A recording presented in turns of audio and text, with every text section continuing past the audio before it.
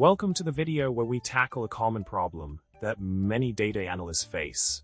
Imagine you have a Polars data frame with columns of B and X, and you need to add a new column Y that groups by A and selects the corresponding B value with the maximum X value. Quite the head scratcher, right? Let's dive into the solution for this tricky problem. In the solution provided, we make use of the powerful functionalities in Polars library. By employing the pl.expert_get and pl.expert_max functions, we can efficiently retrieve the value of B with the maximum corresponding X value.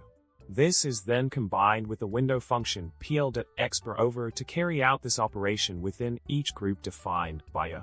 The code snippet code f.with underscore columns pl_col b.get pl_col x.art_max.over.alias y code elegantly handles this task. Expanding on the solution, the resulting data frame will have a shape of 4 with columns of B, X, and the newly added Y. Each row corresponds to a unique combination of A and B, with the Y column containing the B value with the maximum X value within each group of A. Voila! Problem solved with finesse and efficiency.